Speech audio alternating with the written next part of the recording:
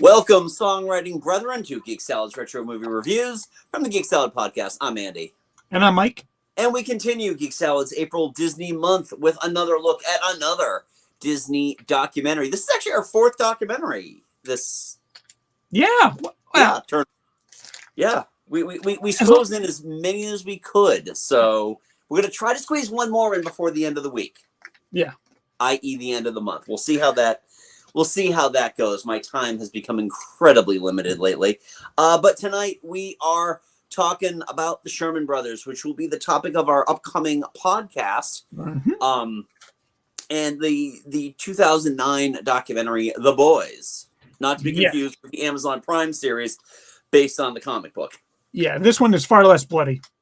Oh, yeah, far less fascistic as well. But, the battles of Dick and Bob. So, so was this your first time watching it? It was, yes. Okay. I watched this for the first time back when I used to get DVDs from Netflix. Which they're just announced they're not doing anymore. Yeah, they're not doing that anymore. So, yeah, so I watched it then, and now it's on Disney Plus, so it's very easy for me to get back into. Right, yeah. Came out in 2009, and that was let's say 2 years before Robert passed away. 3 years. I actually have one of them up on IMDb just so I don't screw them up. Robert, yeah. Bob died in 2012. Okay, yeah. Actually, 2009 is when Roy Jr. died. Oh yes, and they did have some interviews with him. They actually, a couple of the people that they've interviewed passed away. AJ Carruthers, who was the writer for The Happiest Millionaire, he died 2 years prior to this thing being released. So this documentaries take forever to actually release. Yeah. And it was interesting watching this, especially because you could tell, and I could tell back then, because I watched it when it was on the newer side. I probably watched it in 2010. That Bob wasn't long for this world. He just looked. Yeah.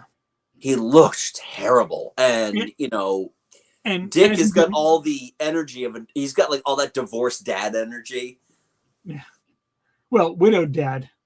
Yeah, widowed dad energy. And yeah, and just going from this documentary, you just realize exactly how hard of a life he actually lived.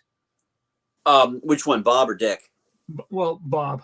Bob, yeah. Well, Bob is the one who took shrapnel in World War II, and who was one of the first people at a Nazi death camp liberating. Yeah, which apparently affected him big time. Yeah, I'm not surprised. Right, and Dick being the younger brother, and I can totally understand where this sibling rivalry comes from, because it really does seem like Dick had it so much easier than Bob. Well, I mean, just you could tell they are really kind of polar opposites. Bob is much more reserved and just brooding, and Dick's just out there. He's just trying everything, just loud and brash. Yeah, like I said, he's got that energy of a guy who's playing the field at the retirement center. He's just.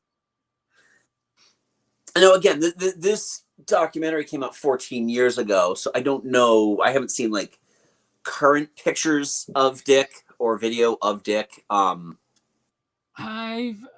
seen images of him not too long. He's still doing not too bad, actually. Yeah. Well, as long as that creation formula holds up, I guess. But so now the documentary itself, because not to spoil anything, when we did our podcast, we primarily focused on the songs and kind of how the feel and tone that the Sherman Brothers brought to mainly Walt Disney. Yeah. They created a signature Disney sound. Yeah. And watching this documentary last week, and then doing editing this weekend, I've kind of been living in the Sherman Brothers for about a week now. Oh boy. Yeah. Oh boy. I feel like this This documentary, out of all of the documentaries we watched so far, is kind of my least favorite. I feel like it's very disjointed because it's trying to tell some stories, and in terms of their music, Mm. it's honestly really cool. I'd forgotten that their dad was a professional musician. That they had actually had a few charting singles. Oh yeah. I had forgotten about all that, and that's kind of what got their foot in the door with Disney. Mm. But overall, I just felt like once Mary Poppins happens, once they spend roughly a half hour of this very long, hour 45-minute documentary talking about Mary Poppins, it's just like everything else is just like, and then we did this, and then we did this, then we did this, and it's like, I'm glad that they echoed the same sentiment of that most people have about Chitty Chitty Bang Bang. It's like, people think it's a Disney movie. Yeah. And it's not. It's I think with the reason it might be like this jointed is the fact that it wasn't really made by professional filmmakers. It was made by their sons. Yeah, exactly. And so it was really more of a like personal passion project than a actual attempt at a professional documentary. Yeah. There were some nice little things that they did. I like that they did the side-by-side home movies. Yeah. Around the time that they've established that they professionally were on speaking terms, but personally were not on speaking terms. Right, yeah. And it's sad, and I don't know if anything changed at all about that. And when they went to the premiere of Mary Poppins on stage or whatever. Yeah. The families are get together and then sit on completely opposite ends of the theater. I mean, whoa. Yeah. Yeah. I did see the London. I was in London for Mary Poppins before it came to Broadway. Really? Yes. I saw it then. And funny story, we actually had tickets to see Chitty Chitty Bang Bang when it was touring in Boston. And we got to the theater and the show was canceled. Really? Yes, something about there can't be more people in the on stage than there are in the audience. So, yeah, it's still it's still a sore point for my sister-in-law who bought us the tickets because she got them through third party and she could not get her money back, which sucked. Yeah, that'll do it. Yeah, it's it's one of those things.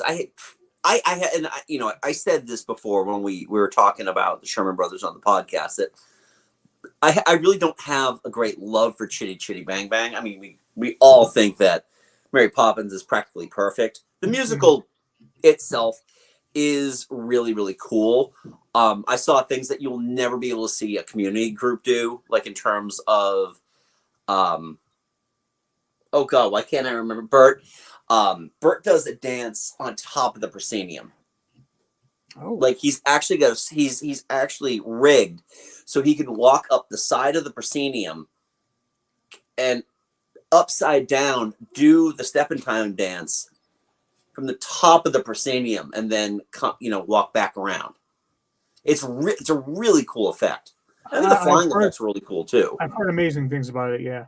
Yeah, but it's but back to this. It's just I feel like all right. Let's hit some of the early Disney stuff. Okay, let's try to remind people The Happiest Millionaire was a thing. I don't know if they lost so much money on this movie that it's. I just feel like it always pops up in conversation. It's like I've never seen The Happiest Millionaire.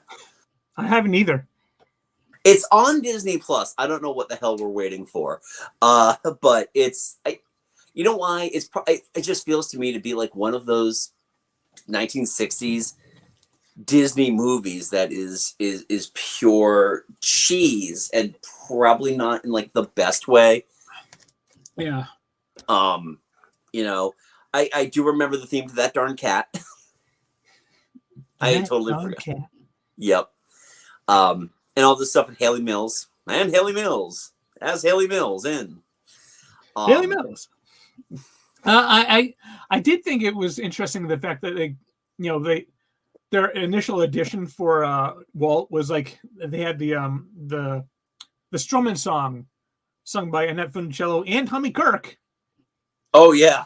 And like they brought it in to present to Walt. It's like, hey, I'm doing this movie about these two twin girls. Like, well, yeah, okay, but we've got this song for you. Oh, that's a Yeah. great song. Would you like to do this one as well? Okay. Oh man. Yeah, and I've been. It's funny you mention that because I just listened to part 2 of these talks with Raleigh Crump as from the DHI podcast, and it's just even his stories of Walt was really scattershot, and his attention was in so many different places that he just kind of like you would go to him with one thing and walk out doing something completely different. Yeah, everything I've heard about Walt is that he was very much about what are we doing next, and instead of like what are we doing now. Like he like okay, once he's got like everything now set, he was on to the next thing while everyone was still trying to figure out the current. Right. So, yeah. Well, that's what Roy was for. But again, after they talk about Mary Poppins and then slightly talk about their work after Disney, which feels like it was almost just Chitty Chitty Bang Bang, even though I'll double check this. I don't believe that they were ever they only got one more Oscar nomination, and it wasn't for Chitty Chitty Bang Bang. Oh no. It was a Lassie movie. Really? With the most 1970s of 1970 looking posters. Okay, I'll pull this up. Okay. So they were nominated for The Slipper and the Rose. They were nominated for score and song. Tom Sawyer, they were nominated. They did get a nomination for Chitty Chitty Bang Bang. Yes, for original song. Right. And it must have been the title track. Okay, so they did. And they got nominated for Age of Not Believing and the score for Bedknobs and Broomsticks. Right. And also for The Magic of Lassie. Right. With this, again, really incredibly see if I could show this. This right here is just like, that screams 1970s movie poster. Oh, yeah. With like if you really want to draw attention to an actor's name, you put their name in a square, like in like a rectangle. Yeah, which I'm sure they did for Chitty Chitty Bang Bang with Dick Van Dyke. Yeah, exactly. Even though he's the star of the thing, I think he was above the title. Usually, you do that for like you want somebody to notice that they're in there, but they're not like a lead. But that was a big thing in the 70s. Yeah. It's just, yeah. They did cover Bedknobs and Broomsticks, and the biggest interesting thing I got out of that was, like how tough it might have been for Robert to write for that one, given that it was taking place at World War II and he had issues with World War II. Yeah, I can totally understand that. Yeah. It was also interesting too within the documentary to see their songwriting process. That essentially they would just, Dick would hammer out a tune, and then Bob would have to write it all down. And yeah, but I do love it. Like Dick would be like doing whatever, just like whatever scattershot, and then Bob would just raise his hand, and Dick would immediately stop. Yeah. Hear what Bob said, and then he would immediately try and work it into the song. They may not have gotten along very well, especially towards the end, but they had utmost respect for each other's talents. Well, yeah, exactly. I also like too that they did mention that they made up a lot of words because they kind of had to. Oh yeah, Fortuosity, Supercalifragilisticexpialidocious. They even brought up a couple of other songs that Yeah. What was that one that they did for Tom Sawyer? I don't remember the Tom Sawyer one. Heffalumps and Woozles. Oh yeah. What's the one for Bedknobs and Broomsticks?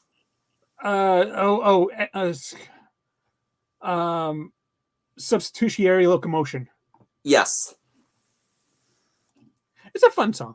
Yeah, no, they're fun songs, and it's I don't know. There was just something about this one that even though you For Tom Sawyer was Gratifaction. Gratifact. Okay, I've never seen that version of Tom Sawyer. Nor have I. Um, I I don't know. I feel like the overall tone of this was like it was good to watch, but even with the built-in drama of the brothers really not ever really getting along, I don't know. I mean, it's just I'm comparing it to I'm just thinking about the ones we've watched already. Like Waking Sleeping Beauty is just like might be one of the best Disney documentaries that was kind of produced somewhat outside of the system.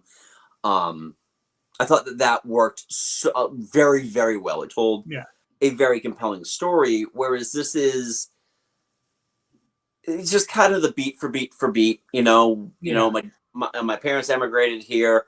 My dad struggled. He was a songwriter. We grew up. We all had a love of music. We went off, did our own things. We discovered we loved music, and then we wrote songs. And the end. Yeah, I mean, like I said, it was just done by their sons, and probably just done to just for them a way for them to like show the world this is the minds behind all the songs that you love. Yeah. And with that added bent of it being that it was the nephews doing it. Yeah. And just being able to kind of get to know each other again, being able to get to know their respective uncles again.